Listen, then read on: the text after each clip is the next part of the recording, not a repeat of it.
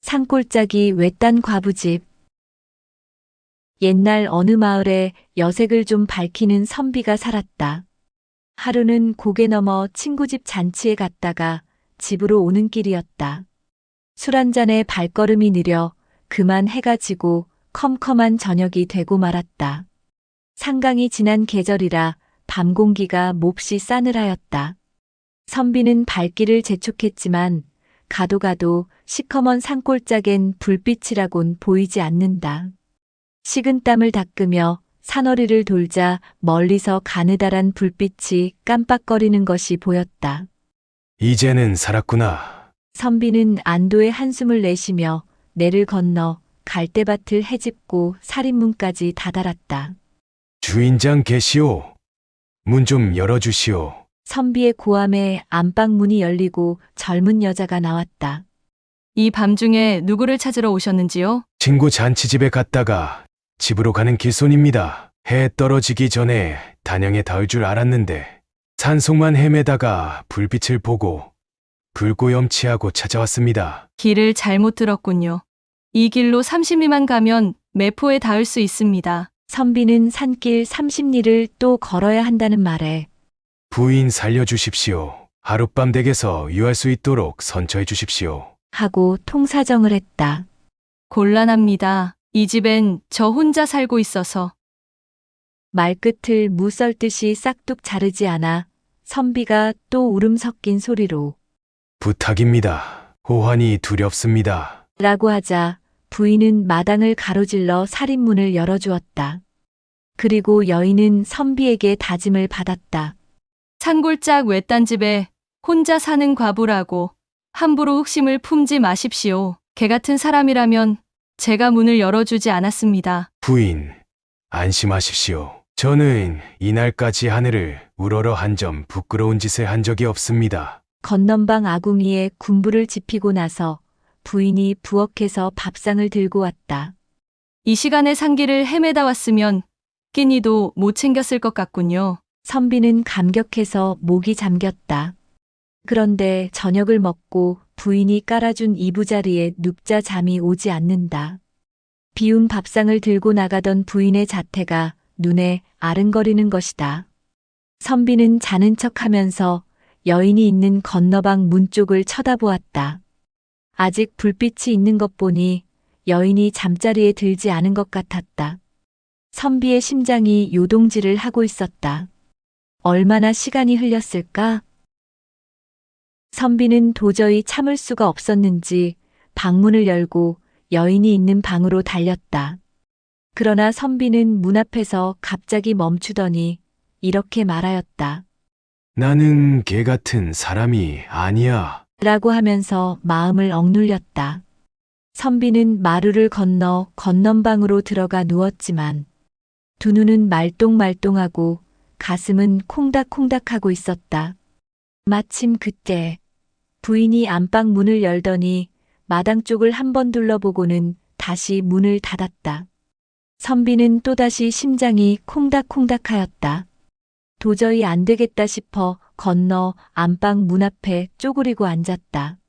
자는지 자는 척하는지 호롱불을 켠 채 요 위에 누워있는 부인을 보고 선비는 속으로 부인, 나 좀 살려주십시오.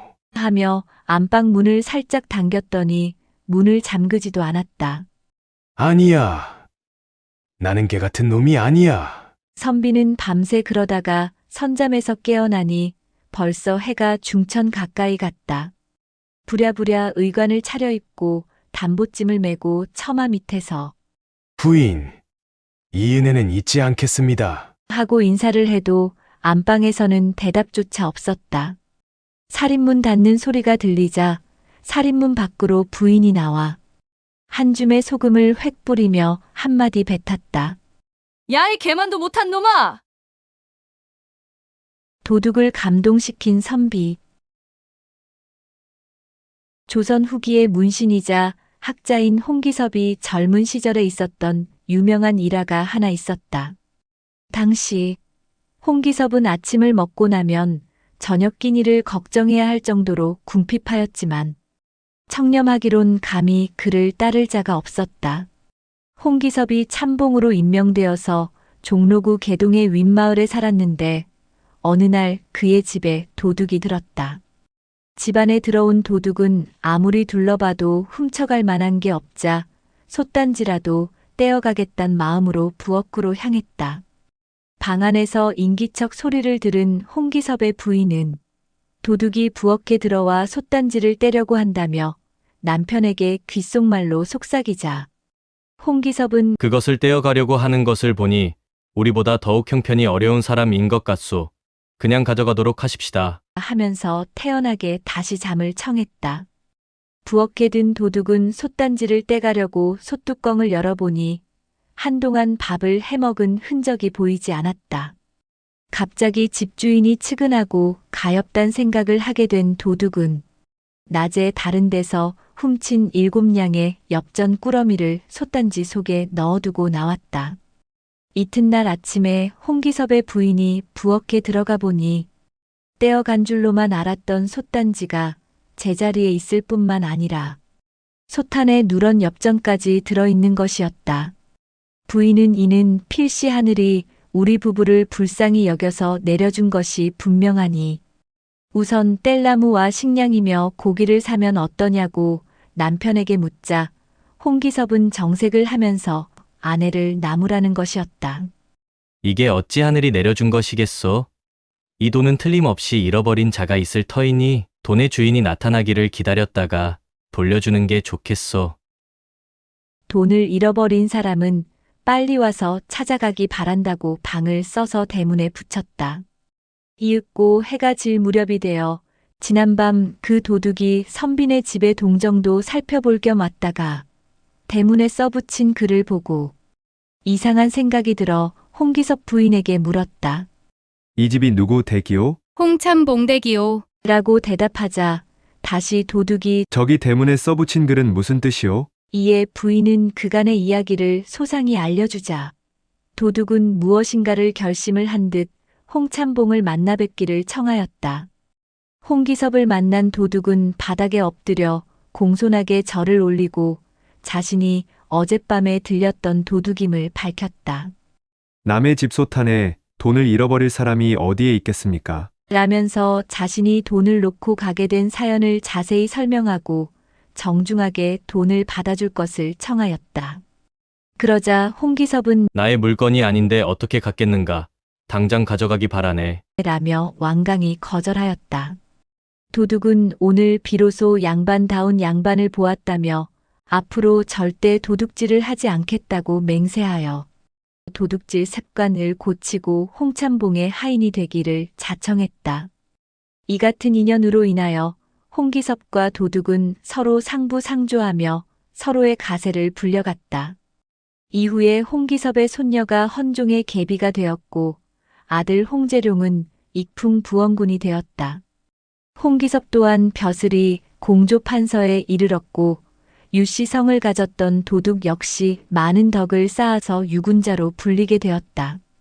하품하는 사이에 금이빨을 뽑아가는 세상. 우리 모두에게 홍기섭의 염결과 의연함이 요구된다. 개코도 모르면서 숙종대왕이 어느 날 미행 중 수원성 고개 아래쪽 냇가를 지나는데 허름한 시골 총각이 관을 옆에 놓고 슬피 울고 있는 것이었다. 그래서 숙종이 궁금하여 총각에게 사연을 물어보니 이보시오. 왜 그리 슬피 우는 거요? 총각은 눈물을 닦으며 대답하였다. 오늘 갑자기 어머님이 돌아가셨는데 너무 슬퍼서 그럽니다. 그래서 어머님 묘자리를 팔려고 이렇게 있는 것이지요. 총각의 말을 들은 숙종은 너무 황당해하였다. 아무리 가난하고 몰라도 유분수지. 어찌하여 묘를 물이 나는 곳에 쓰려고 하는지 도무지 이해가 안 갔다. 숙종은 필시 무슨 연고가 있지 싶어서 그 총각에게로 다가가 다시 물었다. 여보게 총각. 여기 관은 누구의 것인가? 제 어머님의 관입니다. 그런데 개울은 왜 파는고? 하고 짐짓 알면서도 딴청을 하고 물으니 어머니, 묘를 쓰려고 합니다. 미루어 짐작했지만 숙종은 어처구니가 없었다. 이보게, 이렇게 물이 솟아나고 있는데 어찌하여 여기에다 어머니 묘를 쓰려고 하는가? 하고 재차 다그쳐 물으니 저도 영문을 잘 모르겠습니다. 오늘 아침에 어머니께서 갑자기 돌아가셨는데 갈처사라는 노인이 찾아와 불쌍하다면서 저를 이리로 데리고 와 이 자리에 꼭 묘를 쓰라고 일러주었습니다. 그분은 유명한 직관인데 저기 저 언덕 오막사리에서 혼자 살고 있습니다. 라고 힘없이 대답하고는 옷소매로 연신 눈물을 훔치며 자신의 곤혹스런 처지를 처음 보는 양반나리에게 하소연하듯 늘어놓았다. 숙종이 가만히 듣자 하니 갈처사라는 직관이 괘씸하기 짝이 없었다. 국리 끝에 지니고 다니던 지필묵을 꺼내어 몇 자 적었다. 여기 일은 내가 지켜보고 있을 테니 이 서찰을 수원부로 가져가게. 수문장들이 성문을 가로막거든 이 서찰을 보여주게. 총각은 또 한 번 황당했다. 아침에는 어머님이 돌아가셨지. 유명한 직관이 냇가에 묘를 쓰라 했지. 이번에는 웬 선비가 갑자기 나타나 수원부에 서찰을 전하라 하지. 도무지 어느 장단에 춤을 춰야 할지 모를 지경이었다. 그러나 총각은 지체 없이 빠른 발걸음으로 수원부로 갔다. 서찰에 적힌 내용은 다음과 같았다. 어명, 수원부사는 이 사람에게 당장 쌀 300가마를 하사하고 좋은 터를 정해서 묘를 쓸 수 있도록 급히 조치하라. 수원부가 갑자기 발칵 뒤집혔다. 허름한 시골 총각에게 유명한 직관이 동행하질 않나. 창고에 쌀이 쏟아져 바리바리 실리지를 않나. 아, 상감마마? 그분이 상감마마였다니. 총각은 하늘이 노래졌다. 다리가 사시나무 떨리듯 떨렸다.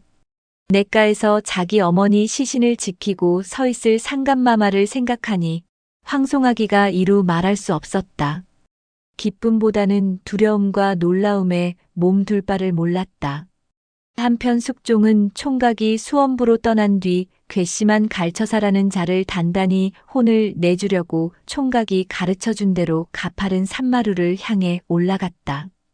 단단히 벼르고 올라가 보니 산마루에 있는 찌그러져가는 갈처사의 단칸 초막은 그야말로 볼품이 없었다. 이리 오너라! 이리 오너라! 한참 뒤 안에서 말소리가 들려왔다. 겐이시오. 방문을 열며 시큰둥하게 손님을 맞는 주인은 영락없는 꼬질꼬질한 촌노인 행색이었다. 콧구멍만한 초라한 방이라 들어갈 자리도 없었다. 숙종은 그대로 문 밖에서 물었다. 나는 한양 사는 선비인데 그대가 갈쳐 삼았소? 그렇소만 무슨 연유로 여기까지 나를 찾아오셨소? 오늘 아침 저 아래 상을 당한 총각더러 냇가에 묘를 쓰라 했소. 그렇소. 듣자니 당신이 자리를 좀 본다는데 물이 펑펑 솟아나는 냇가에 묘를 쓰라니 당키나 한 마리여 골탕을 먹이는 것도 유분수지. 어찌 그럴 수가 있단 말이여. 숙종에 참았던 감정이 어느새 격해져 목소리가 커졌다. 갈처사 또한 촌노인지만 낯선 손님이 찾아와 다짜고짜 목소리를 높이니 마음이 편치 않았다. 선비란 양반이 개코도 모르면서 참견이야. 당신이 그 땅이 얼마나 좋은 명터인 줄 알기나 해. 버럭 소리를 지르는 통에 숙종은 기가 막혔다. 속으로는 이놈이 감히 어느 안전이라고 임금 앞에서 어디 잠시 두고 보자 하고 감정을 억누르며 저기가 어떻게 명당이란 말이여. 모르면 가만히나 있지. 이 양반아, 저기는 시체가 들어가기도 전에 쌀 300가마를 받고 명당으로 들어가는 땅이야. 시체가 들어가기도 전에 발복을 받는 자리인데 물이 있으면 어떻고 불이 있으면 어때? 개코도 모르면 잠자코나 있으시오. 숙종의 얼굴은 그만 새파랗게 질려버렸다. 갈처사 말대로 시체가 들어가기도 전에 총각은 쌀 300가마를 받았으며 명당으로 옮겨 장사를 지낼 상황이었던 것이었다. 숙종은 갈처사의 대가릴성에 얼마나 놀랬던지 자신도 모르게 목소리가 공손해졌다. 영감님이 그렇게 잘 알면 저 아래 고래등 같은 집에서 떵떵거리고 살지 않고 왜 이런 산마루 오두막에서 산단 말이오? 이 양반이 아무것도 모르면 가만히 있을 일이지. 귀찮게 떠들기만 하네. 아니, 무슨 말씀이신지? 숙종은 이제 주눅이 들어 있었다. 저 아래 것들은 남을 속이고 도둑질이나 해가지고 고래등 같은 기와집 가져봐야 아무 소용이 없어. 그래도 여기는 바로 나라님이 찾아올 자리여. 지금은 비록 초라하지만 나라님이 찾아올 명당이란 말이세. 숙종은 그만 정신을 잃을 뻔했다. 이런 신통한 사람을 일찍이 만나본 적이 없었다. 꿈속을 헤매고 있는 것 같았다. 그렇다면 임금이 언제 찾아옵니까? 꽤나 귀찮게 물어오시네. 잠시 기다려보. 내가 재작년에 이 집을 지을 때 나를 받아놓은 것이 있는데 가만 어디에 있더라. 하며 방 귀퉁이에 있는 보자기를 풀어서 종이 한 장을 꺼내어 먼지를 털면서 들여다보더니 그만 대경실색하고 그 자리에서 벌떡 일어나 밖에 나와 변복한 임금님에게 큰 절을 올리는 것이었다. 종이에 적힌 시간이 바로 지금 이 시간이었다. 임금님을 알아본 것이다. 여보게, 갈처사 괜찮소. 대신 그 누구에게도 결코 말하지 마시오. 그리고 내가 죽은 뒤 묻힐 자리 하나 잡아주지 않겠소? 상감마마의 덕이 높으신데 제가 신하로서 자리 잡아드리는 것은 무한한 영광이옵니다. 어느 분의 하명이신데 거역하겠사옵니까? 그리하여 갈처사가 잡아준 숙종의 왕릉이 지금 서울의 서북쪽 서오능에 자리한 명릉이다. 그 후 숙종은 갈처사에게 3,000냥을 하사였으나 갈처사는 노자돈으로 30냥만 받아들고 호련히 어디론가 떠나갔다는 이야기가 지금까지 전해오고 있다. 두견세의 전설. 먼 옛날 중국 대륙의 총나라에 이름이 두우요 제호를 망제라고 하는 왕이 있었다. 총나라는 지금의 사천성이다. 어느 날 망제가 문산이라는 산 밑을 걸어가고 있다가 흘러가는 물소리가 너무 좋아 운치에 빠져 있었다. 바로 그때였다. 흐르는 강가에 물에 빠져 죽은 시체 하나가 떠내려오더니 망제 앞에서 눈을 뜨고 살아나는 것이었다. 망제는 기이하게 생각되어 그를 데리고 왕궁으로 돌아와 자초지종을 물으니 저는 형주 땅에 사는 별령이라고 하는 사람인데 강에 나왔다가 잘못해서 물에 빠져 죽었는데 어떻게 해서 흐르는 물을 거슬러 여기까지 왔는지 모르겠습니다. 그러자 망제는 이는 하늘이 내린 사람이다. 하늘이 내게 어진 사람을 보내주신 것이라고 생각하여 별령에게 집과 전답을 주고 그로 하여금 정승을 삼아 나라의 모든 일을 맡기었다. 망제는 나이도 어릴 뿐만 아니라 마음도 약한 사람이었다.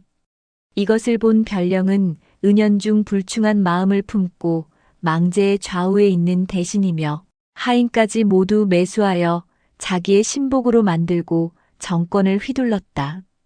그때의 별령에게는 얼굴이 천하의 절색인 딸 하나가 있었는데 별령은 이 딸을 망제에게 바쳤다. 이에 망제는 크게 기뻐하여 나라 일을 모두 벌령에게 맡겨버리고 밤낮 미인을 끼고 앉아 나라에 관한 정사는 전혀 관여하지 않았다. 방탕한 생활로 나날을 보내는 사이에 별령은 자기의 마음과 뜻대로 정사를 주무르다 못해 역모를 꾀하여 여러 대신과 협력하여 망제를 국외로 몰아내고 자신이 왕이 되었다.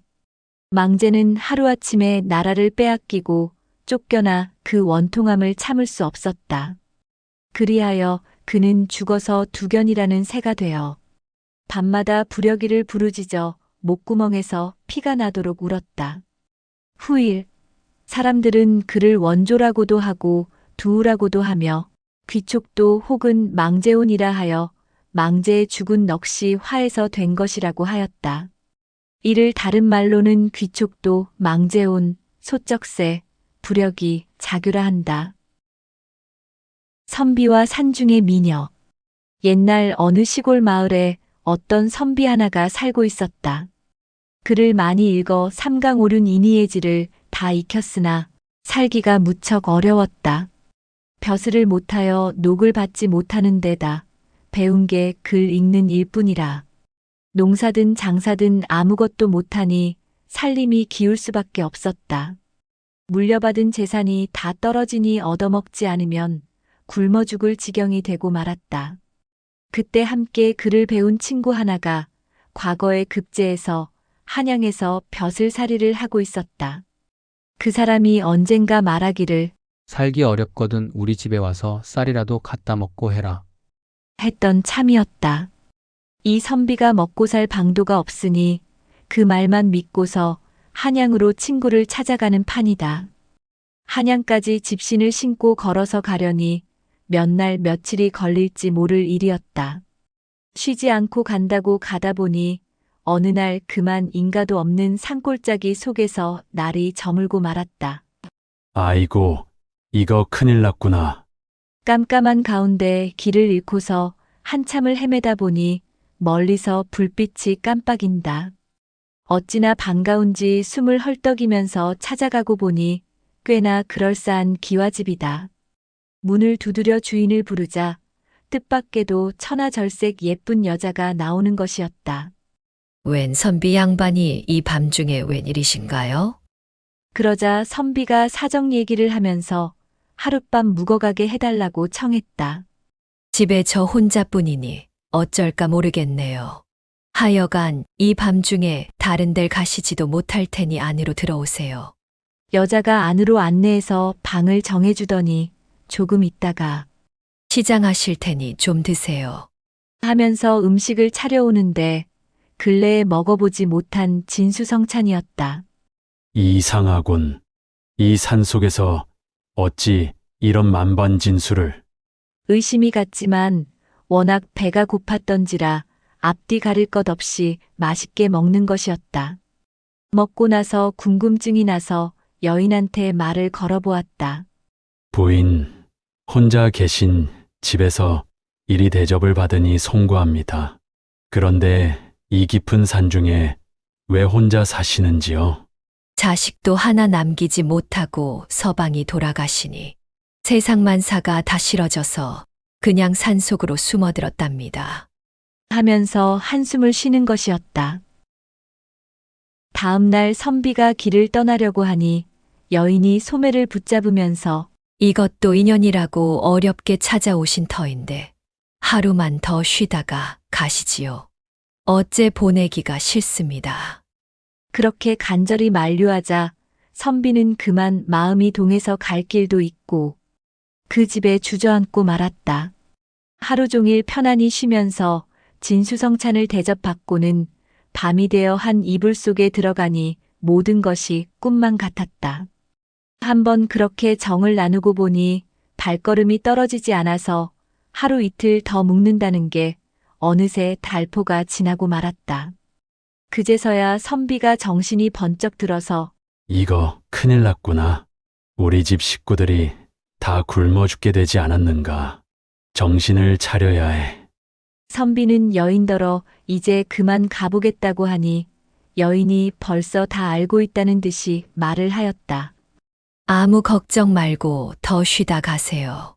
선비님 댁에 벌써 먹을 것, 입을 것을 다 보내두었답니다. 그게 사실이요? 사실이고 말고요. 그러자 선비는 다시 또 그 집에 머물면서 갖은 대접을 받으며 즐거운 날을 보냈다. 그렇게 달포가 지나자 선비는 아무래도 안 되겠소. 이참에 집에 다녀올 테니 보내주구려. 내 꼭 다시 오리다. 그러자 여인은 알았습니다. 다시 꼭 오셔야만 합니다. 하면서 노자는 물론이려니와 말까지 한필 내주는 것이었다. 선비가 집에 당도하자 아내와 자식들이 뛰어나와서 반갑게 선비를 맞이하였다. 수고하셨습니다. 얼마나 좋은 친구를 두었길래 이렇게 금은보화를 많이 보냈는지요? 잘만 하면 평생을 먹고 살 수 있겠어요. 당연하지요. 내 친구인데 오죽할까. 이렇게 둘러댔지만 그 재물은 여인이 보내준 것이 분명했다. 세상의 덕을 봐도 이렇게 단단히 볼 수가 있나. 선비가 집에서 두어 달을 묵으려니 자꾸만 그 여인 생각이 나서 참을 수가 없었다. 사람의 도리로 보더라도 가서 인사를 하는 게 마땅하지 않은가. 이렇게 그럴싸한 명분까지 만들어서는 여인을 찾아 길을 떠나는 참이다. 선비가 부지런히 길을 재촉해서 여인이 사는 집이 보일락말락하는 곳에 이르렀을 때다. 뜻하지 않게 누군가가 자기 이름을 부르는 것이었다. 이보게, 잠깐 내 말을 들어보게. 선비가 놀라서 살펴보니 백발이 성성한 어떤 노인네가 오동나무 밑에서 자기를 부르고 있었다. 노인장은 미십니까? 내 말을 잘 듣게나. 나로 말하면 하늘나라에 계신 자네 선친의 친구로세. 그분 부탁으로 이렇게 온 거야. 어떤가? 자네 지금 웬 여자를 찾아가는 길이 아닌가? 선비가 머뭇거리면서 그렇습니다만.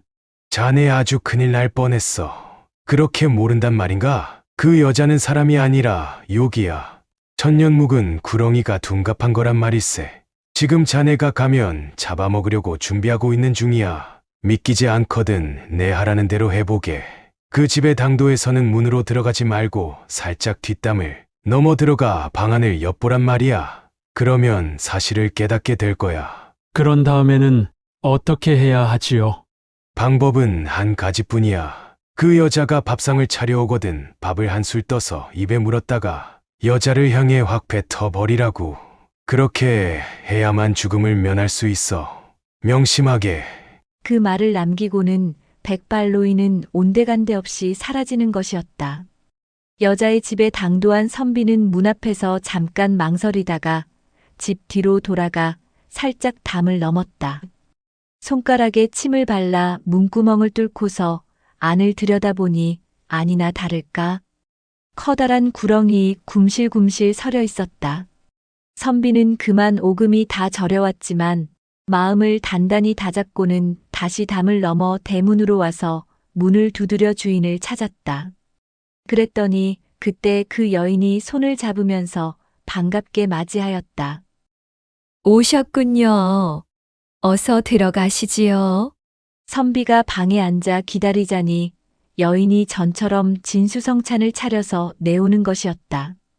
분길 같은 손으로 선비의 손에 숟가락을 쥐어주면서 식기 전에 어서 드세요. 하고 아름다운 음성으로 권하는 것이다. 밥을 한 숟가락 떠서 입에 집어넣은 선비는 순간 갈등에 휩싸였다. 이걸 뱉어야 하나 말아야 하나. 뱉으면 나는 살고 저 여자는 죽겠지. 그러나 따져보면 저 여인 덕에 내가 가진 호강을 다 누려보고 굶어 죽을 지경에 있던 우리 집이 잘 살 수 있게 되지 않았는가. 선비는 여인을 한번 바라보더니 밥을 꼭꼭 씹어서 목구멍으로 꿀떡 삼켰다. 그렇게 밥 한 그릇을 남김없이 비웠다. 그러자 여인이 선비의 손을 덥석 쥐면서 선비님, 어찌 그 밥을 내게 뱉지 않으셨단 말씀입니까? 그러자 선비가 그만 깜짝 놀라서 아니, 그 일을 알고 있었단 말이오? 그러자 여인이 말했다. 알다 뿐이겠습니까? 알아도 말을 할 수가 없었던 거지요. 그러면서 그 일에 얽힌 사연을 말해주었다. 선비님이 만난 백발노인은 천년 묵은 지내랍니다. 이 골짜기에 나와 함께 살고 있는데 둘 중에 하나만 용이 되어 승천할 수 있는 운명이었지요. 제가 이번에 선비님의 마음을 얻으면 용이 돼서 올라가게 되는지라 그 일을 방해하려고 그렇게 나타났던 것이랍니다. 이제 저는 선비님 덕택에 용이 되어 승천하게 됐습니다. 그러면서 감격에 겨워서 눈물까지 글썽이는 것이었다. 그리 된 일이군요. 나는 그간에 입은 은혜가 과한지라 차라리 나 혼자 죽고 말자고 작정했었다. 죽기는 왜 죽는답니까? 만약 선비님이 저한테 밥을 뱉었다면 오히려 해를 당했겠지요. 천년을 기다린 일이 한순간에 물거품이 되는 판이니 어찌 안 그렇겠습니까? 이제 다 잘 되었으니 걱정 마세요. 자, 저는 이제 떠나갑니다. 길이 평안하세요. 그 말과 함께 갑자기 뇌성병력이 치면서 천지가 진동하니 선비는 희뜩 정신을 잃고 말았다. 한참 만에 정신을 차리고 보니 기와집은 온데간데 없고 바위 위에 누워 있는 것이었다. 놀라서 주변을 살펴보니 큰 바위 밑에 구렁이가 용이 되기 위해 돌을 닦던 터가 눈에 보였다. 이게 정령 꿈은 아니었구나. 그 후 선비가 집에 돌아온 뒤로 모든 하는 일이 술술 잘 풀려서 평생을 행복하게 잘 먹고 잘 살았다고 한다. 여인에게 회초리 맞은 선비. 조선 숙종 때의 일이다. 어느 선비가 시골길을 가다가 날이 어두워지자 어떤 집에 들어가 하룻밤 묵어가기를 청했다. 그러자 늙은 집주인이 말하기를 사실은 저희 부친 제사가 오늘 저녁인데 제사를 모시러 부인과 함께 형님 댁에 가야 하므로 혼자 된 과수 며느리가 홀로 집에 있게 되어 이럴 수도 저럴 수도 없습니다. 하지만 선비는 아무 염려 말고 다녀오세요. 여기는 제가 지켜드리겠습니다. 집주인은 선비의 행색이나 모든 것을 보아하니 그리 막대어 먹은 사람은 아닌 것 같아 마음이 놓였다. 그리고 집주인은 선비에게 집을 맡기고 자기 아버지 제사를 지내려고 집을 떠났다. 그날 밤 외딴 초가집에는 길손인 선비와 며느리 둘만이 단칸방에 남아 밤을 지새우게 되었다. 젊은 며느리는 외간 남자와 같은 방에서 지내자니 어색하여 밤새워 물레를 돌리며 앉아서 밤을 지새울 생각이었다. 어느덧 밤은 점점 깊어갔다. 선비는 피곤함을 느꼈는지 윗목에 누워버렸다. 며느리는 어색한지라 계속 물레만 돌리고 있었다. 선비는 잠을 청했지만 도저히 잠을 이룰 수가 없었다.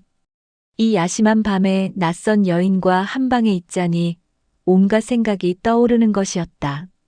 윗목에 누워있던 선비는 은밀히 딴 생각이 일어 뒤척이는 척하고 다리를 여인의 무릎에 올려놓았다. 여인은 잠결에 그러는 줄 알고 조용히 다리를 내려놓고 물레를 돌리고 있는데 잠시 후에 또다시 다리를 자기 무릎 위에 올려놓자 여인은 남자가 이상한 생각을 품고 있음을 알고는 남자를 흔들어 깨우고 나서 엄한 목소리로 매섭게 질책했다. 사람의 도리를 알 것 같은 분이 어찌 이런 행실을 보이십니까? 저희 시부모님이 손님을 믿고 집을 부탁까지 하셨는데 불량한 마음을 품고 이러시는 것은 올바른 행동이 아니옳습니다. 이는 마땅히 종아리를 맞아야 할 일이니 나가서 회초리를 가져오시지요. 선비는 단정하게 앉아 훈계를 하는 여인의 행동이 추호도 어긋남이 없고 흐트러진 모습이 전혀 없음에 오히려 자기의 행동이 부끄럽기도 하여 여인의 말대로 밖에 나가 회초리를 만들어 가지고 들어왔다. 회초리를 건네받은 여인은 선비의 종아리를 사정없이 내리쳤다. 그런 일이 있은 후 얼마 후에 또 어느 지방을 지나다가 날이 저물어 어떤 집에 하룻밤 묵게 되었는데 그 집은 젊은 부부가 살고 있는 집이었다. 그런데 그날 저녁 집주인인 젊은 남편이 갑자기 무슨 일이 생겨 먼 길을 떠나야 한다면서 자기 마누라를 좀 보살펴달라고 부탁하고는 집을 떠나버렸다. 밤이 되어 선비는 그 집 젊은 부인과 한 방에서 자게 되었는데 아랫목에서는 여인이 윗목에서는 선비가 자고 있었다. 선비는 지난번 어떤 집에서 엉뚱한 생각을 하다가 젊은 부인에게 호되게 회초리를 맞았던 기억이 있어서 이번에는 조신하게 잠을 청하기로 하고 침수에 들었다. 밤이 깊어지자 여인이 일어나서 손님이 춥겠다면서 아랫목으로 내려오라고 하는 것이다. 그래도 선비는 괜찮다며 정중히 거절하고 그냥 잠을 청했다. 그러나 여인은 은근하게 남자를 유혹하면서 콧소리를 하면서 유혹했다. 선비는 전에 엉뚱한 생각을 하다가 밤중에 회초리를 맞은 생각을 하고는 여인의 유혹에 대응도 하지 않았다. 그러자 그 여인은 앵돌아져 말하기를 허우대는 멀쩡한데 남자구실을 하지 못하는 병신 같으니 세상에 사내가 너뿐이더냐. 하고는 밖으로 나가버렸다. 여인이 나간 지 얼마 후에 다른 사내를 데리고 들어와서는 욕정을 태우는 것이었다. 그때 갑자기 먼 길을 떠난다고 하고 집을 나갔던 남편이 문을 열고 들어와서는 그동안 의심이 가던 차에 오늘 이 같은 현장을 목격하게 되었다면서 정을 통하던 남녀를 칼로 찔러 죽이고 말았다. 그리고 난 후 그 남편은 윗목에서 자고 있는 선비에게 말하기를 손님께서는 참으로 올곧은 분이십니다. 마누라의 행실이 하도 나빠 오늘 밤에는 그년의 행실을 시험해 보기 위해 먼 길을 간다고 했는데 자기가 생각했던 대로 마누라의 행실이 바르지 못하여 격분한 나머지 살인까지 하였습니다. 하고 사실을 솔직하게 털어놓았던 것이다. 날이 새자 그 집을 떠나온 선비는 산마루에 올라 자기가 떠나온 집을 내려다보니 그 집에서 불길이 솟으며 타고 있었다. 며칠 후 선비는 지난밤 회초리를 맞은 그 집으로 가보았다. 3년상을 모두 마친 과부 부인이 선비를 맞이했다. 그 후 선비는 과부와 혼인하여 100년해로 하였다. 이 선비는 바로 조선 숙종 때 홍우원이라는 문신으로 자는 군징이요. 호는 난파다. 검열, 주서, 정자, 예안영감 등을 역임했으나 말년에는 허적의 영모 사건에 연루되어 문천으로 유배되어 그곳에서 세상을 떴다. 그의 저서로는 난파집이 전해온다.